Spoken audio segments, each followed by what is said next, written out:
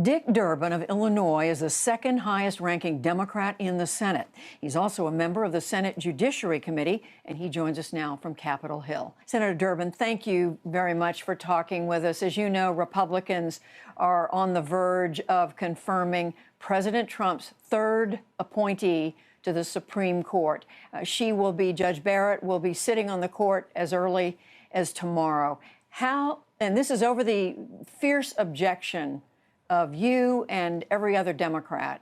How big a setback is this for Democrats? Well, it's a disappointment because we, as you said, we're putting a person for a lifetime appointment on the highest court of the land.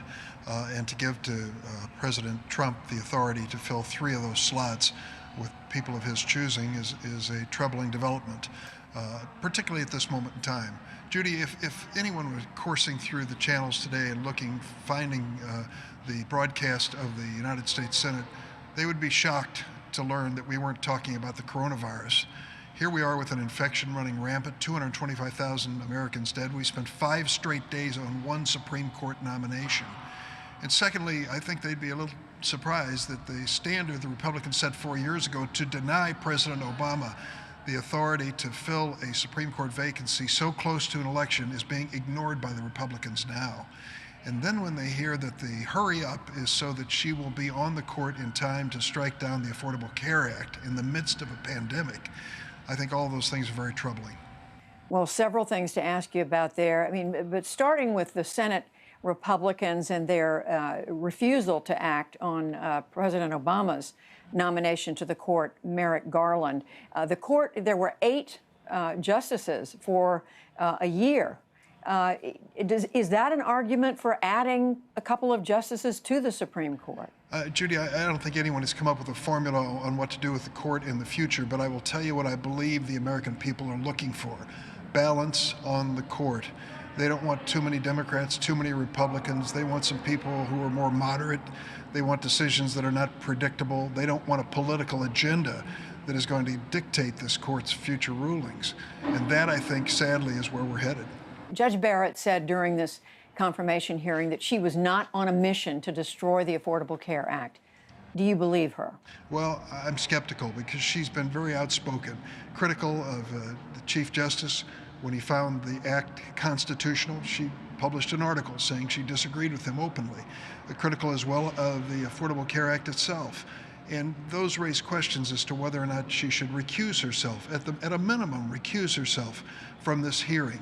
And let me say, even though she denies having any bias on the case, President Trump, in his prodigious tweeting, has said that's what he was looking for. He wanted a Supreme Court justice who would eliminate the Affordable Care Act. He believes he found one. She may deny it, but that's what he said. There is also, Senator Durbin, as you know, there are 2 important mail-in ballot questions before the court right now that affect this election. Should Judge Barrett recuse herself? Is it a conflict of interest if she participates in these cases? To protect her integrity and the integrity of the court, she should recuse herself from any cases relating to this presidential election. Another case where the president was outspoken in his tweets. He wanted 9 justices on the Supreme Court in case there were any election questions to come before the court. For goodness sakes, you know, this president doesn't have an unuttered word. We know exactly what he's thinking. He wants a friendly justice on the court if he needs a ruling that makes him president of the United States again. And finally, Senator, you brought up the question of COVID relief for the American people. There's a $2 trillion bill that has been sitting before the Congress since the summer. And now we're getting close to this election. Speaker Pelosi has said she doesn't want to come down from a number close to $2 trillion. Should she agree to compromise on this because of the many, many Americans who are hurting right now? Both sides should agree, but let's be honest. Senator McConnell sent a message to the White House last week and said it's over. We're not going to consider any more COVID-19 legislation. And unfortunately, he has boycotted all the negotiating sessions. He just won't even attend them. He has no interest in it. He doesn't see, as he said, a sense of urgency in dealing with this. I can tell you there's a sense of urgency in my state of Illinois and his state of Kentucky. When you look at the record number of infections and deaths in both of those states, we should be dealing with this issue. And Speaker Pelosi has tried with this White House. It would be helpful if the other element, the Republican control of the Senate, would be part of this negotiation. But you're saying both parties have a responsibility here to negotiate, to come together. Oh, absolutely. And we started at 3.4 trillion. The last number I heard was closer to 2 trillion, 2.2 trillion for Speaker Pelosi. She's come down dramatically. But the point she's making was brought home to me today by Illinois hospital administrators. I had 30 of them on a phone call. They're desperate for help. They are worried that they can't really meet the needs in my home state with the people who are facing infections and ICUs. They're looking for a helping hand from Washington.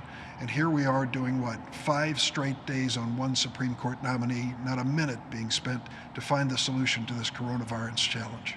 Should Speaker Pelosi accommodate further, more? Well, I'm calling on both sides to be reasonable, and I think she has brought the number down dramatically from $3.4 trillion. They're close enough now, there should be an agreement. Senator Dick Durbin, we thank you very much for talking with us. You bet.